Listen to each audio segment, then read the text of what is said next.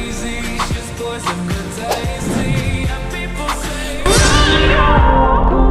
yeah, she's sweet but a psycho. A little bit psycho. At night she's screaming, my mind. Yang pertama adalah kecerdasan linguistik. Kecerdasan linguistik menurut Howard Gardner adalah kemampuan untuk menggunakan bahasa secara efektif, baik dalam bentuk tulisan maupun tulisan. Individu dengan kecerdasan ini memiliki keterampilan dalam berbicara, menulis, serta memahami dan memanipulasi kata-kata dan maknanya. Mereka cenderung mahir dalam berbicara dan berkomunikasi, serta mampu bermain dengan bahasa untuk tujuan kreatif, persuasif, atau informatif. Kecerdasan linguistik memungkinkan seseorang untuk memanfaatkan kata-kata dengan cara yang sangat terstruktur dan ekspresif. Selain itu, orang dengan kecerdasan linguistik yang tinggi dapat memahami dan merespon bahasa dengan cara yang mendalam, serta memiliki kemampuan untuk mengingat informasi verbal dengan baik. Didefinisikan, kecerdasan linguistik adalah kemampuan seseorang untuk memahami, menggunakan, dan memanipulasi bahasa dengan baik. Termasuk kemampuan adalah salah satu dari banyaknya kecerdasan didefinisikan oleh Howard Gardner. Orang yang memiliki kecerdasan ini biasanya memiliki bakat dalam bidang bahasa seperti menulis, berbicara, dan belajar bahasa gaul, membaca dan menulis dengan lancar, memaknai teks, menggunakan tata bahasa dengan ejaan yang tepat, dan mengekspresikan ide dengan jelas, berbicara dengan pasif, mendengarkan dengan aktif, mempelajari bahasa baru.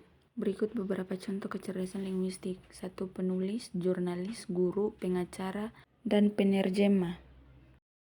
Menurut pendapat saya, dalam keseluruhan, saya merasa bahwa kecerdasan linguistik adalah kemampuan yang sangat penting dan berguna dalam kehidupan sehari-hari.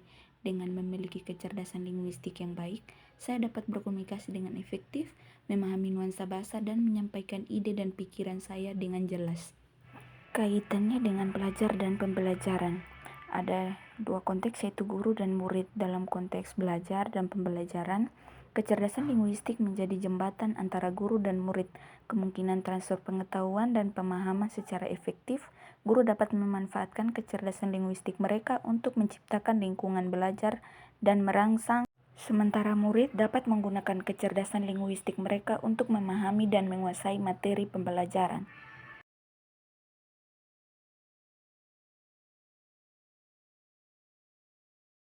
Kecerdasan logika menurut Howard Gardner adalah kemampuan untuk menganalisis masalah secara logis, melakukan perhitungan matematis, serta memahami pola-pola dan hubungan antara konsep-konsep. Individu dengan kecerdasan ini cenderung memiliki kemampuan yang kuat dalam berpikir deduktif, menarik kesimpulan, serta memecahkan masalah yang melibatkan angka, pola, dan urutan.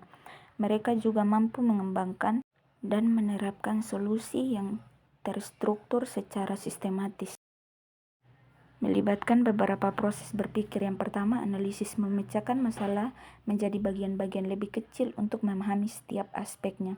2. Deduksi, menarik kesimpulan dan premis atau informasi yang sudah ada dengan memastikan Criar bahwa kesimpulan conteúdos tersebut incríveis com mengikuti tela jalan verde? logis. Então 3. siga meu perfil no Induksi, TikTok membuat para descobrir uma coleção generalisasi exclusiva berdasarkan de pola atau avatares data yang ada. perfeitos para suas 4. criações. Pemecahan Não perca as masalah, novidades e mengidentifikasi dicas solusi yang essenciais para efektif levar dan seu logis conteúdo a outro untuk nível. suatu masalah dan langkah-langkah yang terorganisir. Penalaran kritis, menganalisis dan mengevakuasi argumen serta informasi untuk menentukan validitas dan logika yang mendasarinya. Menurut pendapat saya, kecerdasan logika dalam berpikir adalah kemampuan untuk berpikir secara rasional dan terstruktur dalam menyelesaikan masalah atau membuat keputusan. Dalam hal ini, kita menggunakan analisis mendalam untuk memahami masalah serta menghubungkan fakta dan informasi secara sistematis untuk mencapai kesimpulan yang logis. Kecerdasan ini juga memungkinkan kita untuk berpikir kritis, mengevaluasi argumen, dan membuat keputusan berdasarkan pada bukti yang kuat. Berikut adalah kaitan dengan kecerdasan logika dengan belajar dan pembelajaran. Kecerdasan logika dalam berpikir memiliki kaitan yang sangat penting dalam proses belajar dan pembelajaran, khususnya dalam hubungan antara guru dan murid. Kecerdasan logika mempengaruhi seseorang guru menyampaikan materi serta cara murid memahami dan mengaplikasikan pengetahuan yang diajarkan.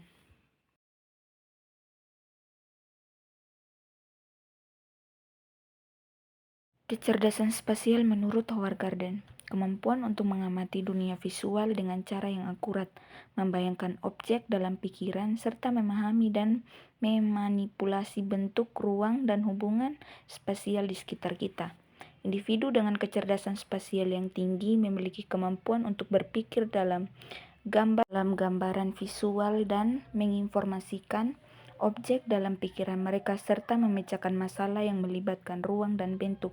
Kecerdasan visual ini sangat penting dalam kegiatan yang melibatkan visualisasi dan kreativitas, seperti seni, desain, arsitektur, dan navigasi.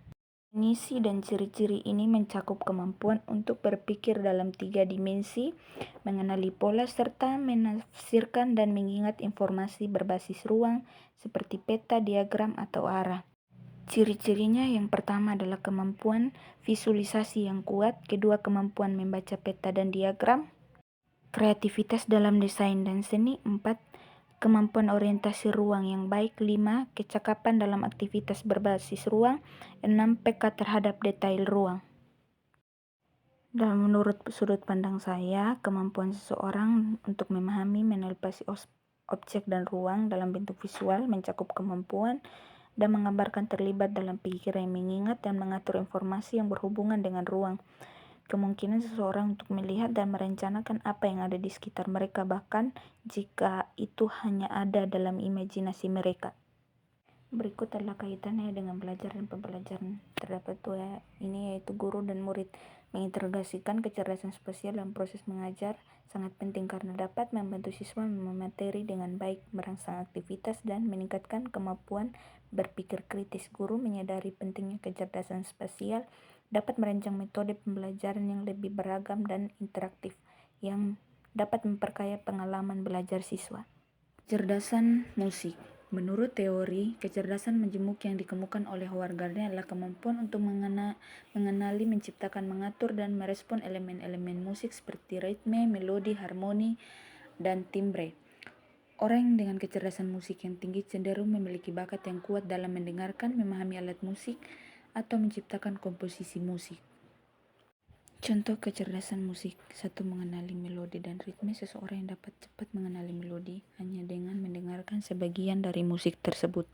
Kedua, kemampuan bermain alat musik. Seorang individu yang mahir memainkan alat musik seperti piano, gitar, atau drum, bahkan tanpa latihan formal yang panjang. 3. Komposer atau pengarang lagu. Seseorang yang dapat menciptakan lagu atau komposisi musik sendiri, baik itu untuk keperluan pribadi atau profesional.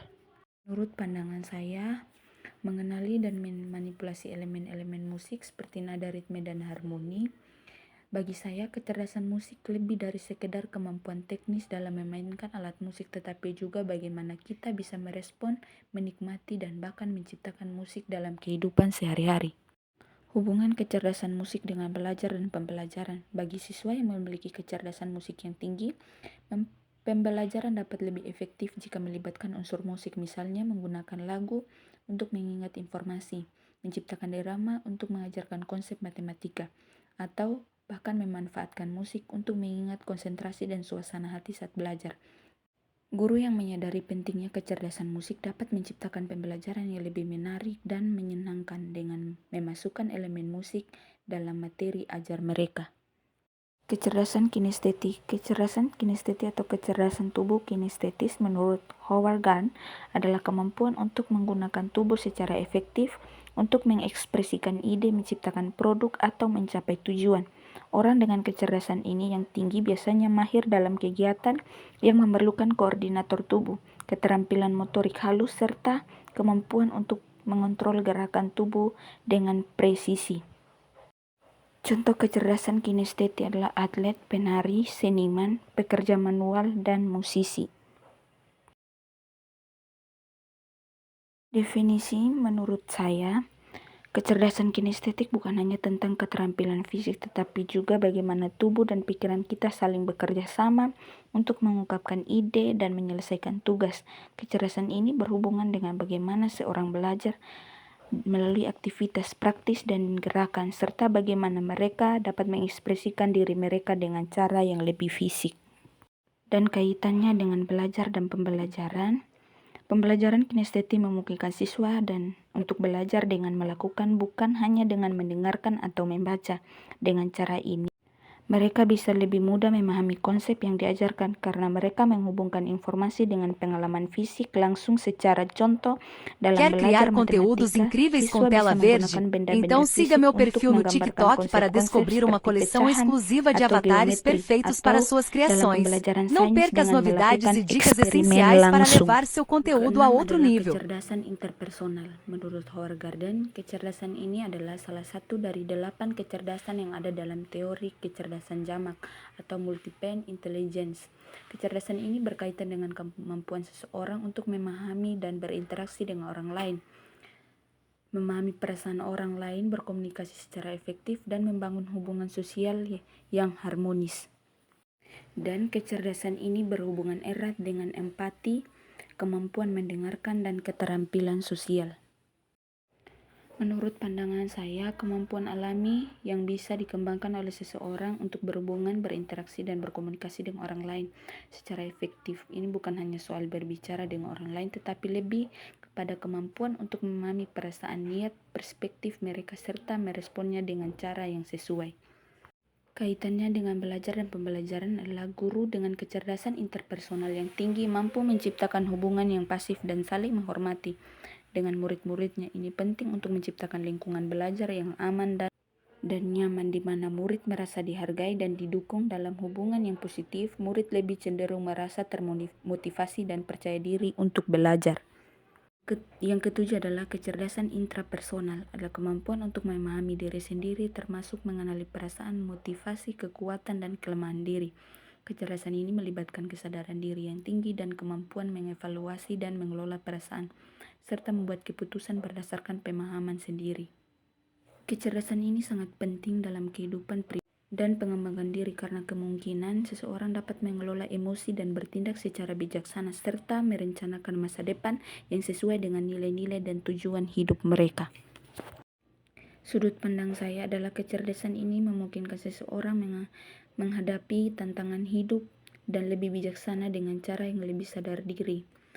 Karena tahu apa yang mereka inginkan, apa yang membuat mereka merasa nyaman, dan apa yang bisa mendorong mereka maju. Kaitannya dengan belajar dan pembelajaran adalah motivasi diri dan pembelajaran. Murid kecerdasan intrapersonal akan membantu murid untuk memiliki motivasi internal yang kuat. Mereka tidak hanya bergantung pada dorongan eksternal dari guru atau teman-teman, tetapi memiliki dorongan untuk belajar karena mereka ingin mencapai tujuan pribadi atau memahami materi lebih dalam. Guru yang sadar akan kekuatan intrapersonal mereka bisa menjadi motivator yang baik. Mereka bisa memotivasi murid untuk mengenal diri mereka sendiri lebih baik, memahami tujuan mereka dalam belajar, dan mencari cara untuk mencapainya.